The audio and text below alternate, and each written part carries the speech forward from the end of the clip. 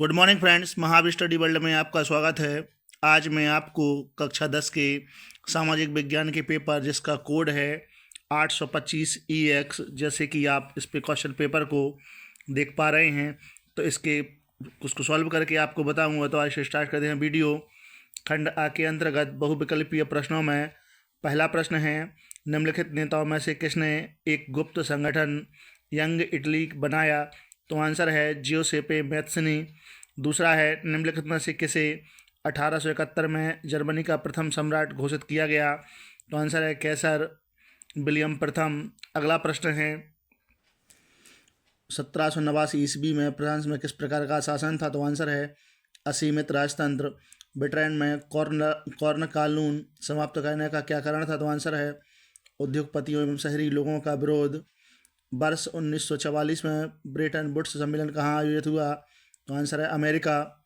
निम्नलिखित में कौन सा विषय संघ सूची में है? तो आंसर है प्रतिरक्षा। श्रीलंका में कौन सा बहुसंख्यक वर्ग है? तो आंसर है सिंहली। निम्नलिखित देशों में कहाँ संघात्मक शासन नहीं है? तो आंसर है श्रीलंका। महात्मा गांधी का विचार था, तो धर्म को कभी भी राजनीति से अलग नहीं किया जा सकता। निम्नलिखित अगला प्रश्न है 10, निम्नलिखित में से कौन सा लोकतंत्र से संबंधित है? तो आंसर है ये तीनों लोकतंत्र से संबंधित हैं। निम्नलिखित में से किस राज्य में सीढ़ीदार सोपानी खेती की जाती है? तो आंसर है उत्तराखंड। प्रश्न नंबर 12, निम्नलिखित में से कौन सी रबी फसल है? तो आंसर है चना। मोनाजाइट रेत में किस प्रकार का खनिज पाया जाता है? तो आंसर है थोरियम। अगला है, निम्नलिखित में से कौन सा चूना उद्योग चूना पत्थरों का कच्चे माल के रूप में प्रयोग करता है? तो आंसर है सीमेंट। निम्नलिखित पड़ोसी देशों में से मानव विकास के लिहाज से किस देश की स्थिति भारत से अच्छी है? तो आंसर है श्रीलंका। निम्नलिखित में से कौन सा खनिज धात्विक है? तो आंसर है लौह अयस्क। एक वस्तु का अधिकांशतः प्राकृतिक प्रक्रिया से उत्पादन खालिस्तान में सम्मिलित होता है। आंसर है प्रारंभिक क्षेत्र। एंथ्रासाइट का संबंध निम्नलिखित में किस खनिज से? तो आंसर है कोयला। निम्नलिखित में से किस वर्ष बांग्लादेश ग्रामीण बैंक की स्थापना की गई? तो आंसर है वर्ष 1970। और प्रश्न नंबर 20 जो अंतिम प्रश्न है, सार्वजनिक एवं निजी क्षेत्रों का वर्गीकरण निम्न में से किस आधार पर निर्धारित किया जाता है? तो आंसर है उद्यमों के स्वामित्व के आधार पर। इस प्रकार से ये 20 बहुविकल्पीय प्रश्न हैं जिनके उत्तर आपको OMR शीट पर भरना है। खंड बा के अंतर्गत वर्णात्मक प्रश्न हैं जिनके आंसर आपको 80 शब्दों में देना है। पहला है 21 नंबर जो प्रश्न है, 19वीं शताब्दी के प्रारंभ में भारत से कपड़ा निर्यात में गिरावट क्यों आई? 2 कारण बताइए। तो इसका आंसर है 19वीं शताब्दी के अंतिम चरण में भारतीय कपड़ों के निर्यात में बड़ी गिरावट आई। इसके कारण थे, तो इसका आंसर है नंबर 1 कच्चे माल की कमी। 1860 के दशक में बुनकरों के सामने नई समस्या खड़ी हो गई, इन्हें अच्छी कपास नहीं मिल पा रही थी। दूसरा है इंग्लैंड के कपास उद्योगों का विकास। जैसे ही इंग्लैंड में कपास उद्योग विकसित हुआ, वहाँ के उद्योगपति दूसरे देशों से आने वाले आयात को लेकर चिंतित होने लगे। उन्होंने सरकार पर दबाव डाला कि वह आयातित कपड़े पर आयात शुल्क वसूल करे, जिससे मैनचेस्टर में बने कपड़े बाहरी प्रतिस्पर्धा के बिना इंग्लैंड से आराम से बिक सकें। अगला है मिलों का विकास और मांग में कमी। मिलों के विकास और घरेलू मांग में कमी के कारण ब्रिटिश उद्योगपतियों ने ईस्ट इंडिया कंपनी पर दबाव डाला कि वह ब्रिटिश कपड़ों को भारतीय बाजारों में बेचे। इस प्रकार से हम इसके आंसरों को लिख सकते हैं। अगला प्रश्न है, अथवा में प्रश्न है, 19वीं शताब्दी के दौरान अंतर्राष्ट्रीय अर्थशास्त्रियों द्वारा बताए गए 2 प्रवाहों को स्पष्ट कीजिए। तो इसका आंसर है 19वीं शताब्दी में अर्थशास्त्रियों द्वारा बताए गए 2 प्रवाह निम्नलिखित हैं। व्यापार का प्रवाह है। 19वीं शताब्दी से पहले ब्रिटेन की जनसंख्या तीव्र गति से बढ़ने लगी थी, जिसके कारण देश में भोजन की मांग भी बढ़ी। अंग्रेजों ने अपनी कृषि उत्पादों की मांग को पूरा करने के लिए व्यापार प्रवाह के माध्यम से भारत से इंग्लैंड में खाद्यान्नों एवं कपास का आयात किया। दूसरा है श्रम का प्रवाह। 19वीं सदी में भारत और चीन के लाखों मजदूरों को खदानों, बागानों और सड़कों व रेलवे निर्माण परियोजनाओं में कार्य करने के लिए दूर दूर के देशों में ले जाया जाता था। भारतीय श्रम को विशेष प्रकार के अनुबंध के अंतर्गत ले जाया जाता था कि यदि मजदूर अपने मालिक के बागानों में 5 साल तक काम करेंगे तो वह स्वदेश लौट सकते हैं। इस प्रकार से इन 2 प्रवाहों के बारे में हम लिख सकते हैं। अगला प्रश्न है, प्रश्न नंबर 22, भारत में क्षमता के विकेंद्रीकरण के पीछे क्या मूल सोच थी? तो इसका आंसर है भारत में राजनीतिक क्षमता के विकेंद्रीकरण, तो इसका आंसर है जब शक्तियां केंद्र और राज्य सरकार से लेकर स्थायी सरकारों को दी जाती हैं तो उनमें सत्ता का विकेंद्रीकरण कहते हैं। सत्ता के विकेंद्रीकरण के पीछे महत्वपूर्ण सोच यह है कि अनेक मुद्दों और समस्याओं से निपटारा स्थानीय स्तर पर ही बेहतर ढंग से किया जा सकता है, क्योंकि स्थानीय स्तर पर लोगों को अपने इलाके की समस्याओं को बेहतर समझ होती है तथा लोगों को इस बात की भी अच्छी समझ होती है कि पैसा कहाँ खर्च किया जाए। विकेंद्रीकरण के माध्यम से लोगों को फैसले में सीधे भागीदारी बनाना भी संभव हो जाता है। इस प्रकार स्थानीय सरकारों की स्थापना स्वशासन के लोकतांत्रिक सिद्धांतों को वास्तविक बनाने का एक अच्छा उपाय भी है। इस प्रकार से हम इस प्रश्न का आंसर लिख सकते हैं। अथवा का प्रश्न है, भारत में केंद्र तथा राज्यों के बीच सत्ता के बंटवारे की किन्हीं दो विशेषताओं का उल्लेख कीजिए। तो इसका आंसर होगा, हमारा संविधान संघ और राज्य सरकार के मध्य सत्ता को साझा करने की सीमा को निर्धारित करता है। अधिकारों के इस बंटवारे या साझेदारी में परिवर्तन आसान नहीं है। अकेले संसद इस व्यवस्था में परिवर्तन नहीं ला सकती। ऐसे किसी भी परिवर्तन के लिए संसद के दोनों सदनों में 2/3 बहुमत की मंजूरी होना आवश्यक है। फिर हम कम से कम आधे राज्यों की विधानसभाओं की मंजूरी होना भी आवश्यक है।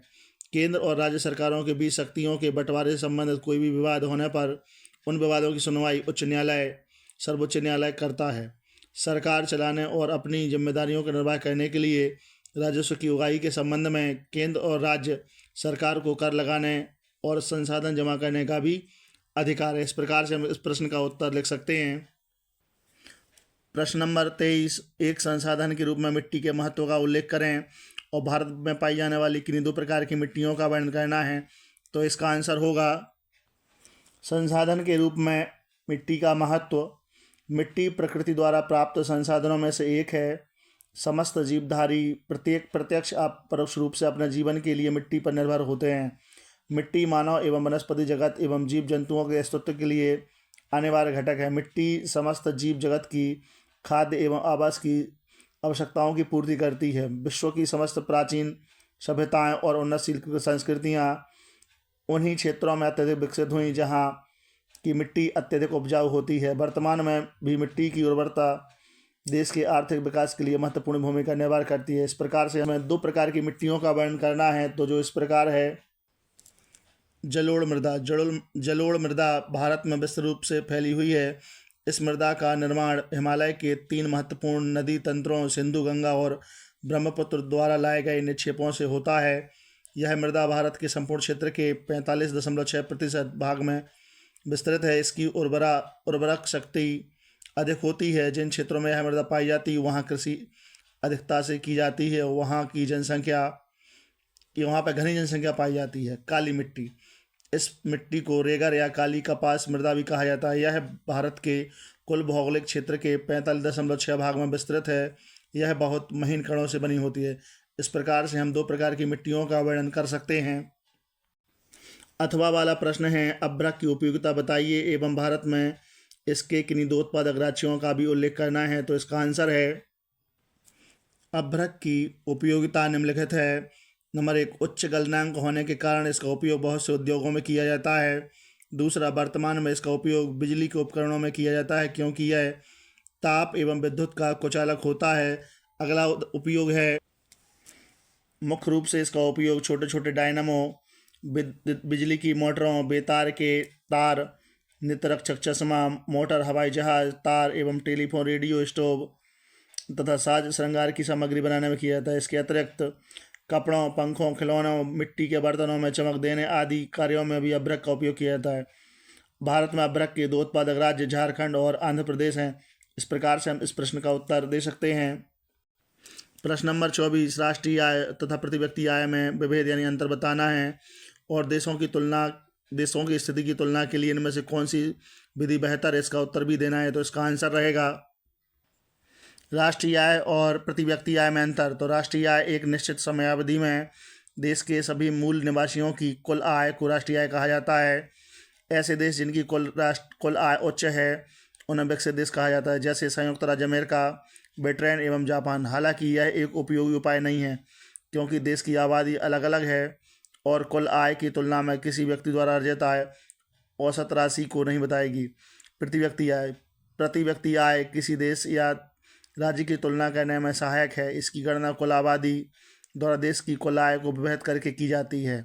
इसे औसत आय भी कहते हैं। इस माध्यम द्वारा आय की तुलना करने से कुल कमियां आती हैं, क्योंकि यह असमानताओं को छिपाता है। जैसे जब लोगों के एक छोटे से हिस्से में बहुत अधिक आय होती है तो औसत आय भी उच्च हो जाती है, परंतु प्रत्येक व्यक्ति की वास्तविक स्थिति बताने में असमर्थ रहेगा।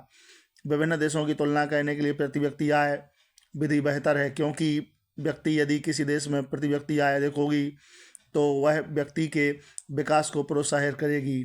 इस प्रकार से हम इस प्रश्न का उत्तर लिख सकते हैं। अथवा वाला प्रश्न है, विदेशी व्यापार से आप क्या समझते हैं और विदेशी व्यापार को अनुकूल बनाने के लिए 2 सुझाव देना है। तो इसका आंसर रहेगा, सबसे पहले विदेशी व्यापार की परिभाषा, तो 2 या 2 से अधिक देशों के मध्य होने वाला व्यापार ही विदेशी व्यापार कहलाता है। इसके बाद इसका अगला क्वेश्चन का आंसर रहेगा, विदेशी व्यापार को अनुकूल बनाने के सुझाव। तो विदेशी व्यापार को अनुकूल बनाने के लिए निम्नलिखित सुझाव दे सकते हैं। पहला है, विनिर्माण क्षेत्र को प्रोत्साहन दिया जाए। दूसरा है, निर्यात संवर्धन के लिए नए बाजारों की खोज तथा प्रोत्साहन नीतियों को चलाया जाए। निर्यातकों को मौद्रिक प्रोत्साहन दिया जाए। और अगला है, द्विपक्षीय और बहुपक्षीय व्यापारिक समझौतों पर बल दिया जाए। इस प्रकार से विदेशी व्यापार को हम अनुकूल बना सकते हैं। क्वेश्चन नंबर 25 में ये लॉन्ग क्वेश्चन दिए हैं। इन प्रश्नों के उत्तर हमें 150 शब्दों में देना है। जैसा कि पहला है, सत्याग्रह का अर्थ है महात्मा गांधी द्वारा चलाए गए 3 सत्याग्रह आंदोलनों के बारे में बताना है। या अथवा में असहयोग आंदोलन कब चलाया गया और इस आंदोलन के किन्हीं 2 कारणों की विवेचना करना है। प्रश्न नंबर 26 है, भारतीय समाज में जाति प्रथा अभी भी प्रचलित है, इसके क्या कारण हैं, इसको समाप्त करने के उपाय बताएं। अथवा में है, भारत में महिलाओं के प्रति भेदभाव के तरीकों का वर्णन करना है। क्वेश्चन नंबर 27 के अंतर्गत गन्ने की खेती के लिए उपयुक्त भौगोलिक परिस्थितियों का वर्णन करते हुए भारत के किन्हीं 3 उत्पादक राज्यों के अभी हमें नाम बताना है। अथवा में इसके प्रश्न का है कि भूक्षरण से आप क्या समझते हैं, इसे रोकने के लिए 4 उपाय बताएं। और क्वेश्चन नंबर 28 में प्राथमिक एवं द्वितीयक क्षेत्रों की विशेषताओं को बताना है। या अथवा में असंगठित क्षेत्र में कृषकों जो श्रमिकों की समस्याएं हैं उनकी विवेचना करना है। उसके बाद जो क्वेश्चन नंबर 29 है, क्वेश्चन नंबर 29 के अंतर्गत मानचित्र संबंधी प्रश्न आते हैं। इनमें सही नाम और सही अंकन के लिए आधे आधे अंक निर्धारित किए गए हैं। और जो मानचित्र है उसमें जो चिन्ह आप देख पा रहे हैं, इस चिन्ह के द्वारा हमें मानचित्र में दर्शाना। जैसे पहला है, वह स्थान जहां भारतीय राष्ट्रीय कांग्रेस का अधिवेशन सितंबर 1920 में हुआ है, तो इसका आंसर रहेगा कोलकाता। कोलकाता को हम भारतीय मानचित्र में यहाँ पर दर्शा सकते हैं, जैसे कि आप देख पा रहे हैं। अगला प्रश्न है, वह स्थान जहाँ महात्मा गांधी ने नमक कानून को तोड़ा, तो आंसर है दांडी। इसको हम यहाँ मानचित्र में यहाँ पर दर्शा सकते हैं। अगला प्रश्न है, वह स्थान जहाँ जलियांवाला बाग की घटना हुई, तो अमृतसर को हम मानचित्र में यहाँ दर्शा सकते हैं, जैसे कि आप देख पा रहे हैं। अगला प्रश्न है, वह स्थान जहाँ महात्मा गांधी ने किसान सत्याग्रह किया, तो आंसर है चंपारण। तो चंपारण को हम मानचित्र में यहाँ दर्शा सकते हैं। या अगर गुजरात की बात करें तो हम यहाँ खेड़ा को दर्शा सकते हैं। अगला है, वह जिला जहाँ चोरा चोरी कांड की घटना हुई, तो आंसर है गोरखपुर। और गोरखपुर को हम मानचित्र में इस जगह पर दर्शा सकते हैं। 29 के खा के अंतर्गत भूगोल के प्रश्नों के उत्तर देना है और हमें मानचित्र में दर्शाना है। जैसे कि उत्तर प्रदेश की राजधानी नगर, उसको हमें इस चिन्ह के माध्यम से दर्शाना है। तो उत्तर प्रदेश की राजधानी है लखनऊ। लखनऊ को हम मानचित्र में यहाँ दर्शा सकते हैं, जैसे कि आप देख पा रहे हैं। अगला प्रश्न है, नर्मदा नदी पर बना बांध के बार को हमें इस चिन्ह के माध्यम से दर्शाना है। तो नर्मदा नदी पर बना हुआ बांध का नाम है सरदार सरोवर। इसको हम मानचित्र में इस तरीके से यहाँ पर दर्शा सकते हैं, जैसे कि आप देख पा रहे हैं। अगला प्रश्न है, तीसरा वाला, दक्षिण भारत की एक नदी बताना है। तो दक्षिण भारत की एक नदी है कावेरी, और कावेरी नदी को हम मानचित्र में यहाँ दर्शा सकते हैं, जो ब्रह्मगिरी से निकलती है। अगला है, भारत के किसी एक जूट उत्पादक राज्य का नाम, तो वो है पश्चिम बंगाल। और पश्चिम बंगाल को हम यहाँ दर्शा सकते हैं, जैसे कि आप मानचित्र में देख पा रहे हैं। अंतिम प्रश्न है, भारत का कोई एक परमाणु ऊर्जा केंद्र, तो परमाणु ऊर्जा केंद्र है नरोरा, और नरोरा को हम मानचित्र में यहाँ पर दर्शा सकते हैं। इस प्रकार से ये क्वेश्चन जो पेपर है ये पूरी तरह से सॉल्व हो जाता है। यदि ये वीडियो अच्छी लगे तो वीडियो को लाइक करें, चैनल को सब्सक्राइब करें और बेल आइकन दबाएं, जिससे आने वाली वीडियो की नोटिफिकेशन आपको सबसे पहले मिल सके। और इस वीडियो को अपने फ्रेंड्स के साथ भी शेयर करें, जिससे वो अपने एग्ज़ाम की तैयारी कर सकें। जय हिंद।